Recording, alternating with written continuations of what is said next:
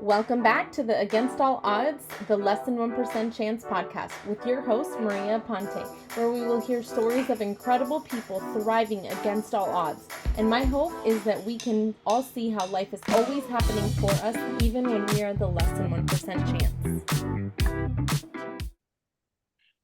Hey, welcome back to Against All Odds, the Less Than 1% Chance podcast with your host, Maria Aponte. I am so excited for a new interview today. I am really excited to introduce you to Jhorna. She's a mother, wife, and embodiment healer, shares her profound story of healing and transformation as someone who grew up with deep pain of not belonging due to her experiences in transracial adoptee in multiple countries, navigating life with neurological condition, and trying to make sense of racial injustice in the United States. She reconnected with her divine intuition and uncovered an unshakable sense of inner belonging. In this critical time of massive change, she is on a mission to support others in returning home into their inner wholeness, which I absolutely love, so that they can have a stronger impact in creating more compassionate, humane, and loving world. So, Jhorna, welcome. I'm so excited to have you. Thank you. I'm so honored to be here. Thank you for having this amazing space to connect with people. Oh, yes, absolutely. So give us a little bit of background. I tried to go into it a little bit in the bio, but give us a little bit of background. How did you come through to your Against All Odds story and to where you are today? Thank you. Yeah, like my bio said, I was born, I actually don't have proof of where I was born, and I was adopted as a transracial adoptee out of northern India. And I grew up in multiple places around the world. And during my whole life, had this neurological condition that actually wasn't diagnosed till I was about 13. And in that process, didn't always fit in at school, didn't have the right learning style for school, and then didn't have this sense of what group do I fit into because I had moved around so much. And then obviously there is this when you separate from your birth culture and your birth mom prematurely, that creates all kinds of attachment issues. So in that process, there was this common theme of not feeling like I belong anywhere. And then in college, I came back to the United States, which was the passport country of my parents, my adoptive parents, and hadn't lived in the United States until then and had no idea of the history of race in the United States and had to unpack all of that in my professional life and ended up going back to get a master's degree more for the reason of just to get some kind of understanding of what was happening racially in my experience being defined as a woman of color in the United States. Yeah. And so all those pieces, the common thread was, I don't, where do I belong? Who are my people? Where do I fit in? And I was using so much emotional energy to try to fit in and try to navigate in the world. And it was pretty exhausting. And it wasn't until actually the birth of my children, when I ended up being a stay-at-home mom, that I had the time to unpack all of this for myself. Yeah. Wow. Yeah, I can only imagine. It's that connection. And as a parent, you feel that connection with your child and can't imagine how it would feel from a child not having that connection with their mother. I can imagine how difficult that must have been. You said you got a master's. What did you get a master's in? So I actually self-designed it. I went to the School for International Training, and they are really focused in international NGO work, international relations. So a lot of my coursework was in international relations, international education, and multicultural counseling. And I put all that together so that I could work in multicultural environments because that was my background. That is my identity. Yeah. And it was this opportunity to not only do my own identity work, but also to get to define my professional life in identity work, Yeah. cross-cultural identity work at that time. Very, very interesting. I love all of that. I love learning about cultures and about just having maybe not from my the color of my skin, but I'm Hispanic, and so my kids have the browner skin, and I can understand where the fear of what everything that's happening now can definitely play a big role. So definitely always have a lot of empathy and compassion for that. So what are you passionate about and the work that you do now? Yeah. So, what you just said is so current and so profound for this moment, particularly in the United States, Yeah. but actually around the world, because so many systems are crumbling. And I think people are saying, hey, I matter. And Yeah. the system doesn't define who I am. And that isn't my truth to fit in a box that someone has defined for me. And so I think we're really at this critical point where stepping into that truth and hearing who we truly authentically are and expressing that in the world in a way that builds a world that supports everybody. Yeah. This is why I'm here. This is why I do the work I do, because we're seeing the result of systems that say, based on the way you look, based on the way you believe, based on your opinion, you could be incarcerated. You could be psychologically and physically harmed. You can be not allowed to get a job. All of these things. And yet, our communities are made up of everybody, right? Yeah. And All colors. all colors, All all belief races. Yeah, systems, absolutely. different ways of doing things. And the sustainability is not based on one type of person or only one way of doing something. But we just know that from nature. Yeah, Diversity is what builds us. And if this planet's going to survive, we're going to need the resourcefulness and the creativity of yeah, all of us. But so many of us are living in survival mode, and our nervous systems are irregulated because of trauma and because of not even past trauma, but current trauma. Who do I trust on the street? yeah. Kind of It's thing. And so that comes back to I'm so passionate about people coming into that not only nervous system regulation and how to do that in a world that is changing so rapidly, and at the same time, then as that becomes your familiar to be regulated, what is the creativity that comes out of that? Where do I tap into my own possibility of building and creating so I can contribute back into our world? yeah. I love that. It's very eye-opening with everything that has happened. Like I said, I was born in Puerto Rico, so technically I am a US citizen since I was born.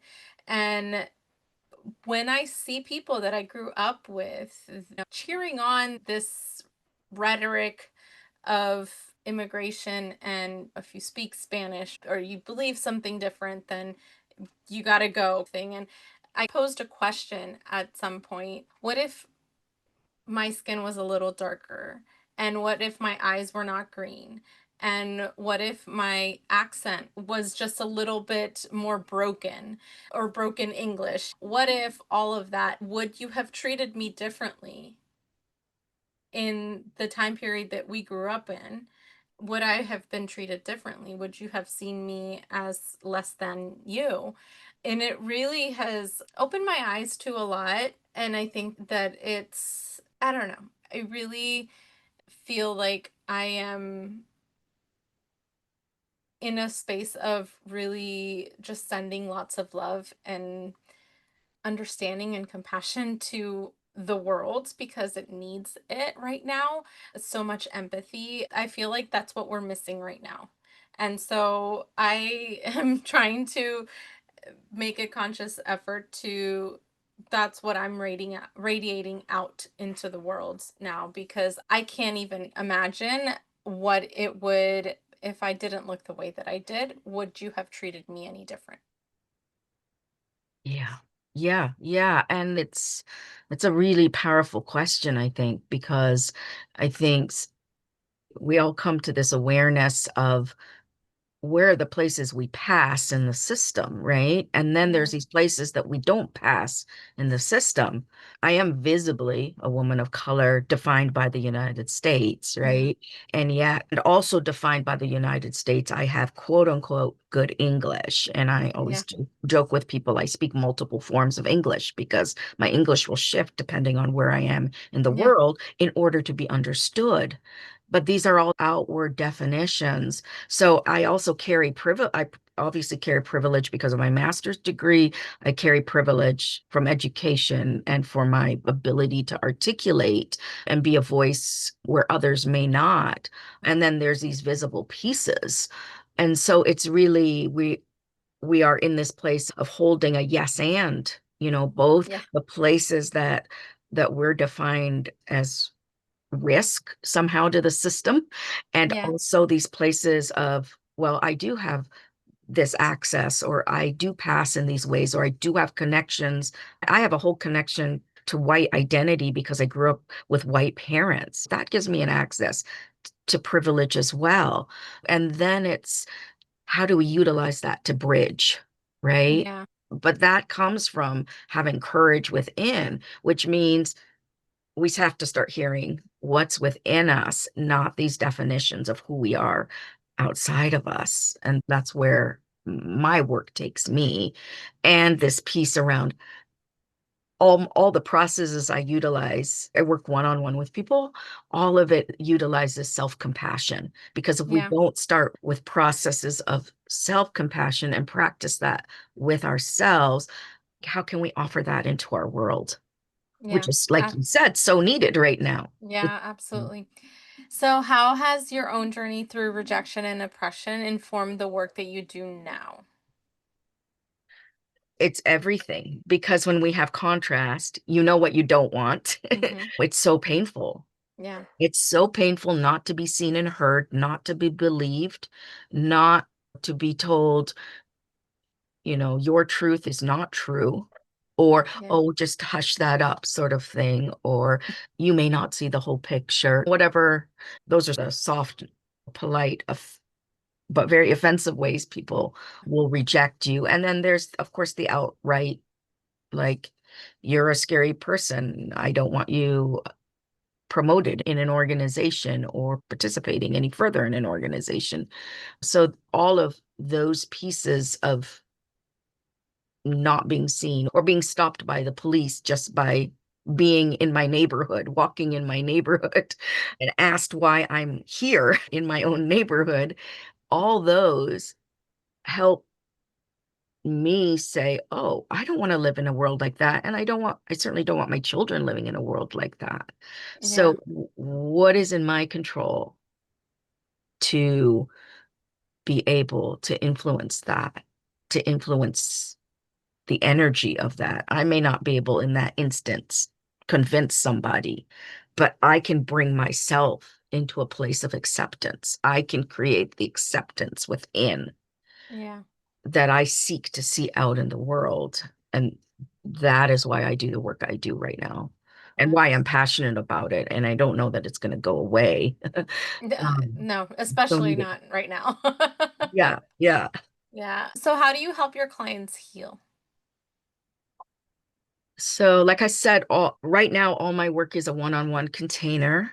And I work with people who often have done quite a lot of healing with themselves and also are really like to connect to the intuitive, that part of themselves that feels whole already, Yeah. and bring that into their body. So there's oftentimes a lot of guided meditation in my work that then leads into some other modalities of looking at, well, what pieces block you or limit you from accessing that possibility of who you are fully, and stay connected to it, because that's the other piece, right? Like We know that we're whole. We know that we're divine. We know that we're a good person. However you think about that, many of us know we have a higher self. And even if you don't, I have a good heart. Yeah.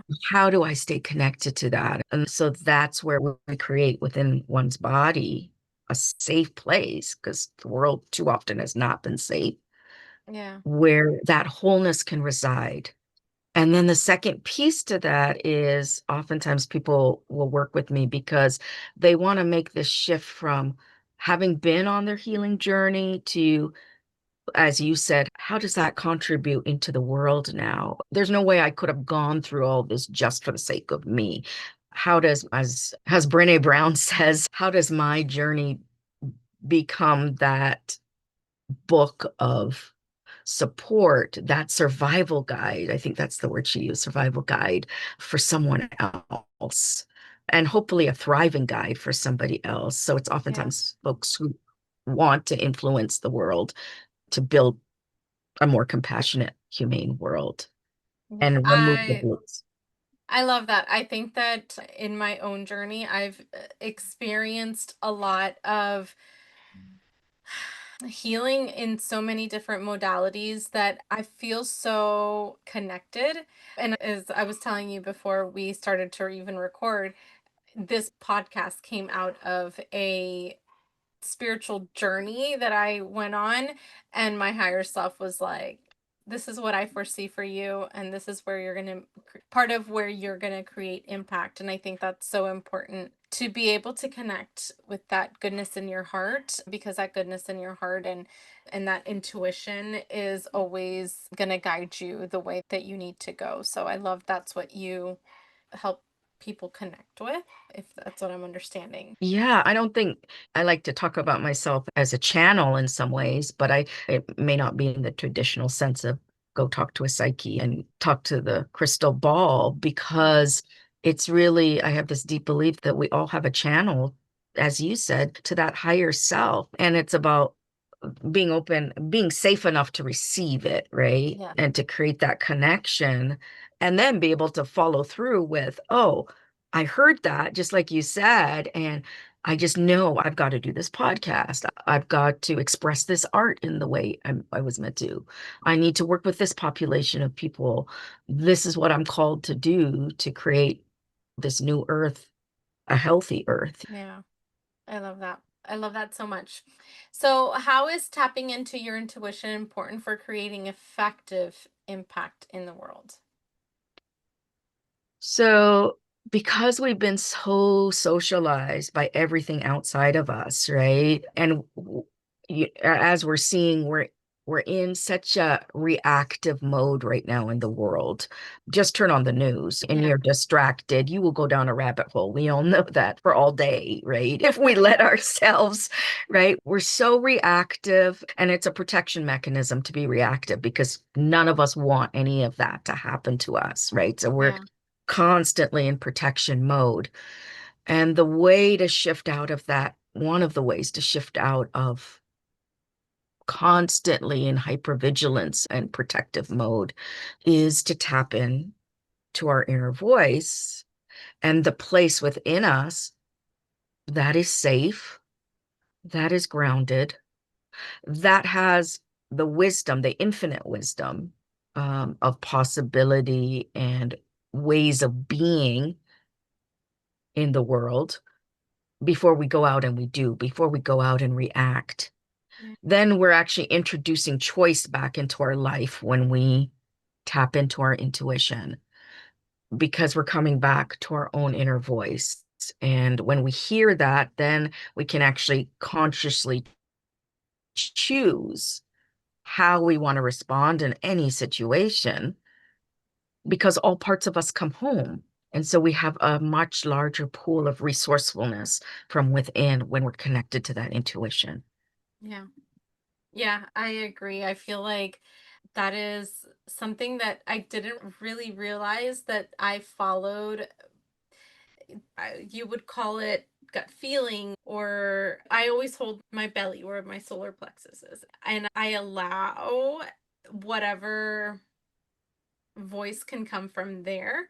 And I've done it with the most simplest things, like when I've been looking for a new place to live and something tells me this is not it, this is not it. And when it's that place, you're like, yep, this is it. This is where we're meant to be. And it creates, the more you listen, the more I feel like the safer you feel trusting yourself and allowing yourself to be guided by that intuition.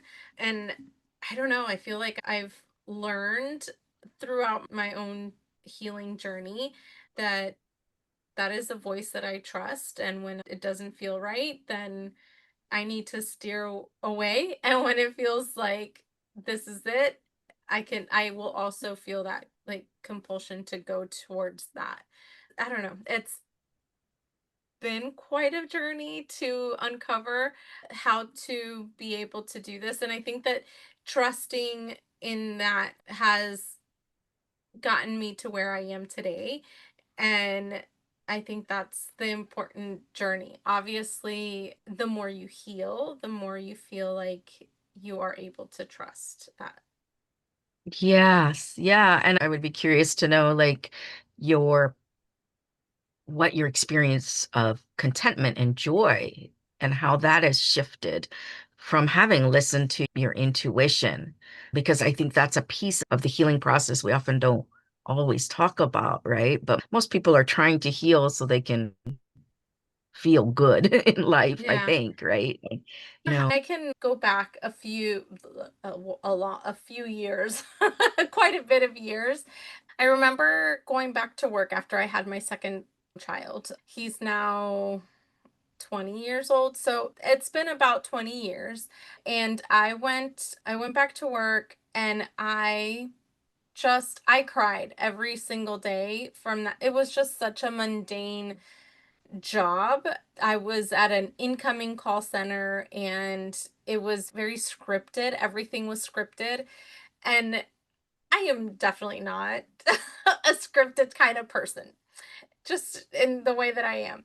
But I cried like almost every day for months. And about 6 months into starting that job, I remember going into work and I was running like just a little bit behind. And so I was like rushing to get there.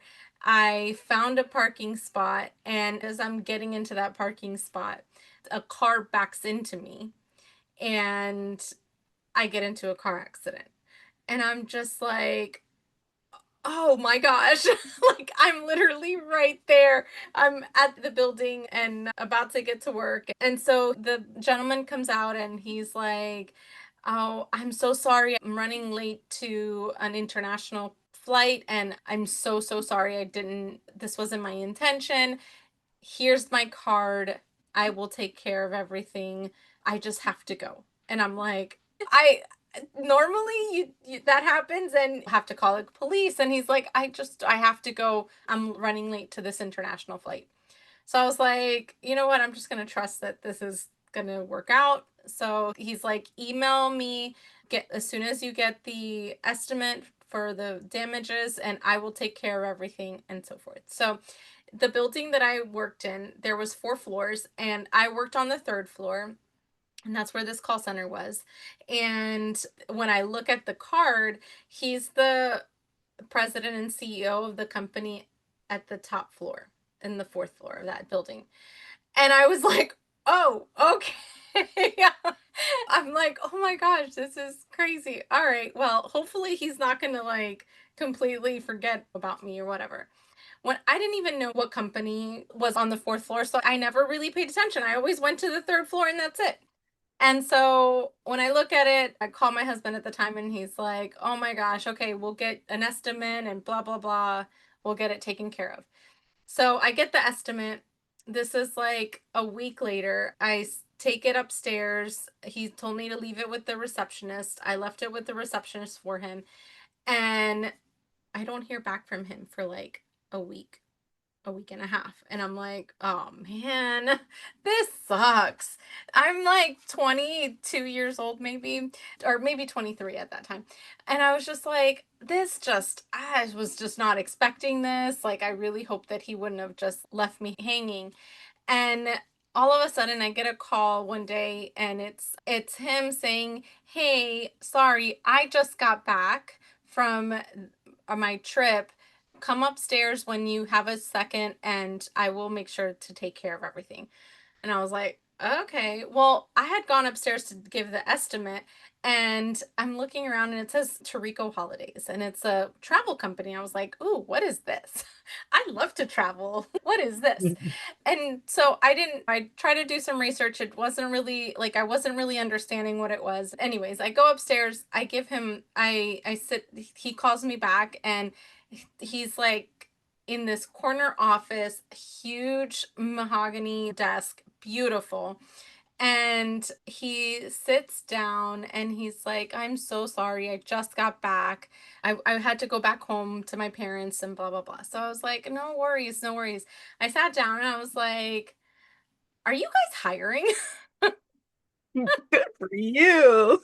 And he was like, "I'm not 100% sure. We use a staffing company. Check with the front desk. They'll get you all the information." And so he gives me a check for what the estimate was I got to get my car fixed. And I was like, "Oh, I wasn't expecting, but thank you. I appreciate it, blah, blah, blah." And so I go to the receptionist. I ask them for the information for the staffing company. And I was like, all right, I don't know what it is about this company, but I want in. I can't even begin to explain the hoops that I had to go through. In the same week, I was going down for lunch, and coming in from lunch, I see this man that comes in, and I'm like, "Oh my gosh, Matt?" It's some kid that I went to middle school and high school with. And I was like, "Wow, what do you do?" And he like whips out his business card, and he's like, "Yeah, I'm the senior product development manager for the US at blah, blah, blah." I was like, "Wow, are you hiring?" And he's like, "Yeah, yeah, yeah, send me your resume." I can tell you now, he probably got my resume and just deleted it, because that's just the type of guy that he was. And so I'm like, okay, I don't hear back from him. I go to the staffing company. They had me do like an Excel test and a Word test, and just to test where I'm at. And then they were going to have me come back and to do an interview. And so I'm in the process of all this. And as I'm waiting for calls to come in at work, the guy that used to like pick up the trash, like he was like the maintenance guy and janitor, whatever. So he was coming around, and I'm like, "Hey, Jose, what's up? How are you doing? Blah, blah, blah." And he's like, "How have you been?" I'm like, "Nothing. I've been waiting for someone to get back to me from upstairs because I applied there, blah, blah, blah." He's like, "Girl, get me your resume. I know this really great guy."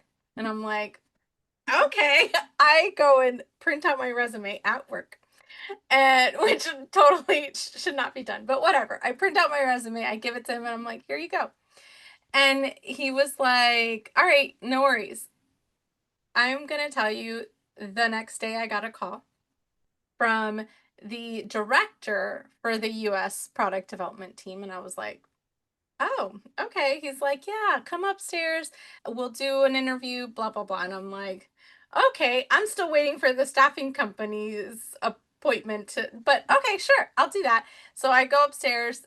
I guess I make a great impression. And as he calls in, he's like, "I want you to meet who would be your supervisor, blah, blah, blah." And in comes in Matt, the kid that I went to school with.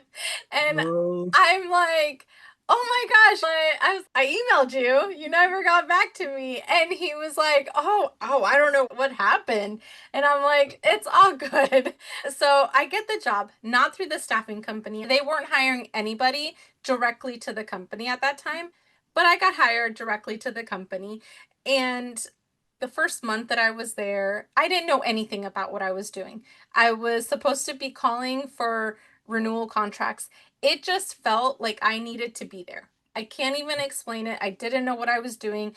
The training pretty much sucked. So I just sat down and he was like, call for this is a list, call these people and ask for a renewal contract. And I'm like, okay. And so I just did. And every week my numbers would be super high and blah, blah, blah. So within that month, the owner of the company always had like a not orientation, but kind of like this is where we came from. This is how this company was created, their origin story.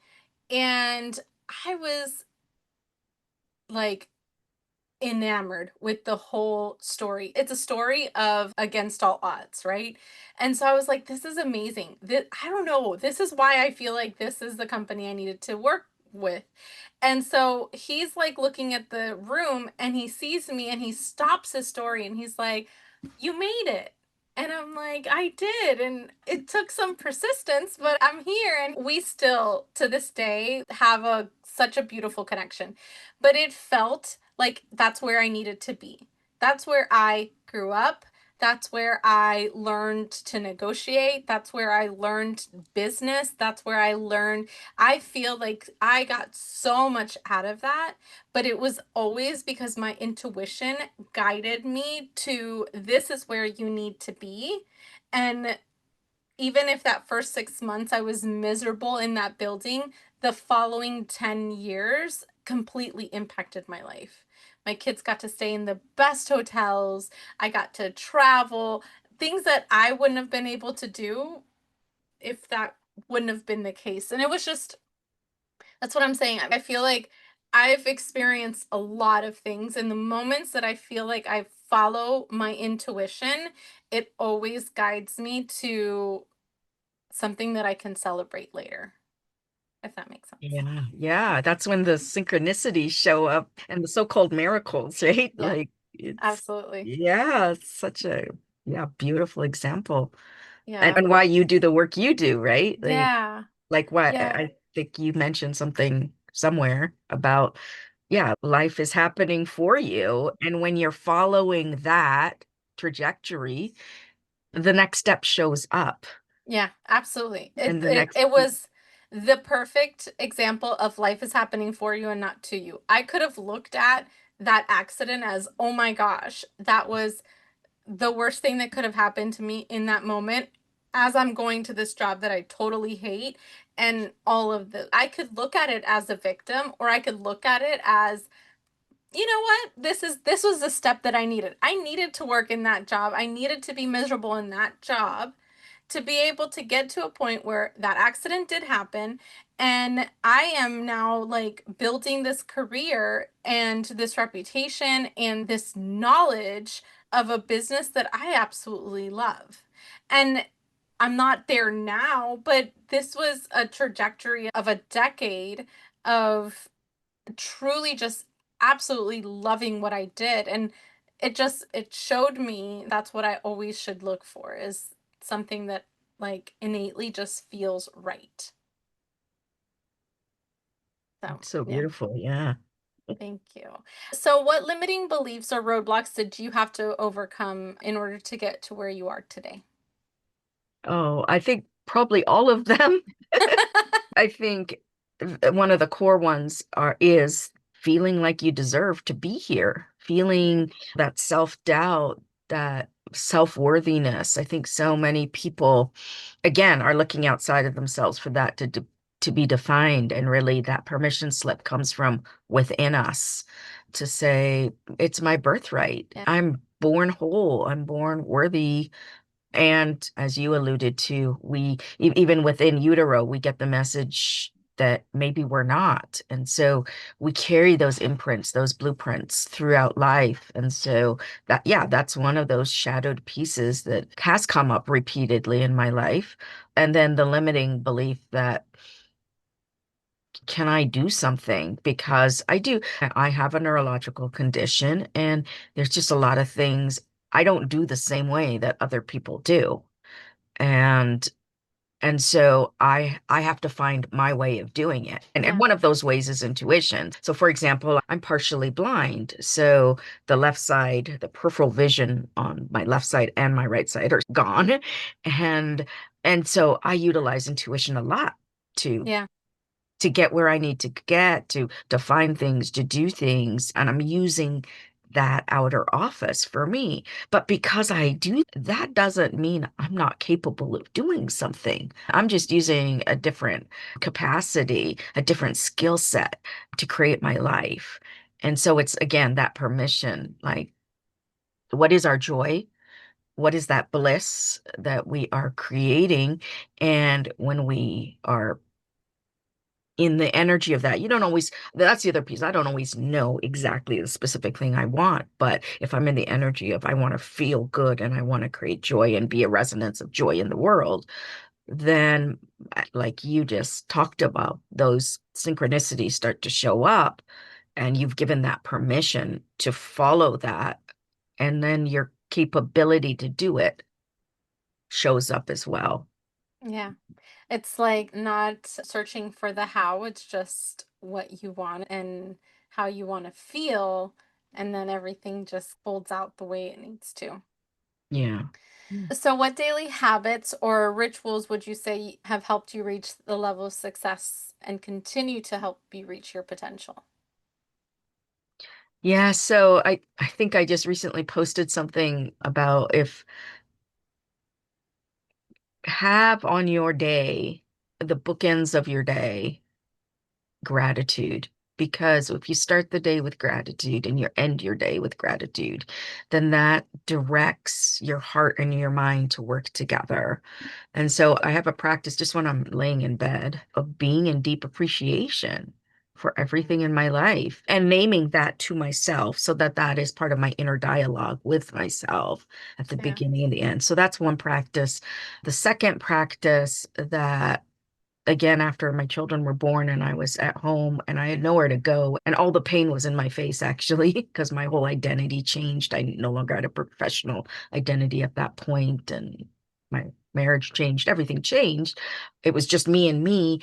I would walk every day in nature and I would connect intuitively to my at that time my guides and my angels and whatever my higher power was that was coming to me, and I would make a practice of walk. I'll confess, I'm not a good sit quiet and meditate kind of girl, but I love to walk in nature and feel a broader perspective coming into my awareness through Yeah. doing that. So that's a second practice that I love to have out in the world. And then the third one for me is really being in self-compassion to myself. And it, initially it can feel like it takes time, but over time it doesn't.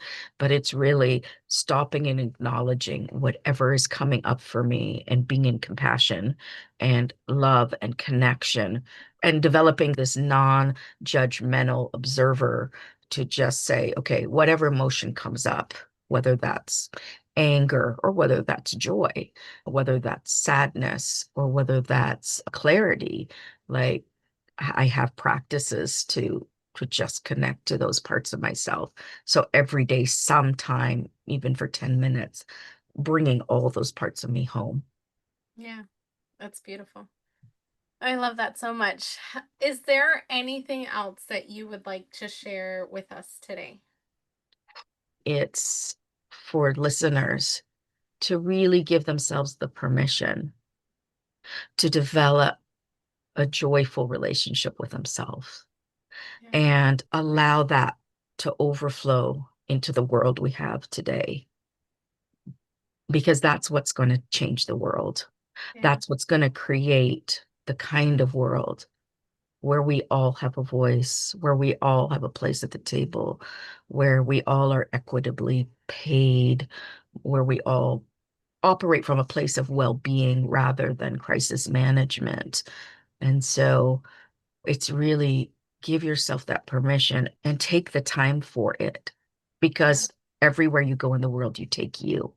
Yeah. And, Yeah. and You're the biggest and longest relationship that you will ever have. right, right. And your only task in the world is to take care of you. And when you take care of you in a healthy way, you end up taking care of others and you end up taking care of your community because you no longer respond from your woundedness, you respond from your wholeness. Absolutely. I love that so much. Oh my gosh, Jorna, this was awesome. Thank you so, so much for chatting with me today. I really appreciate it. And Such a pleasure. yeah, it was amazing. Listeners, I hope you got so much out of today, just like I did. Thank you so much for listening. Peace out, guys. Love your life. Bye.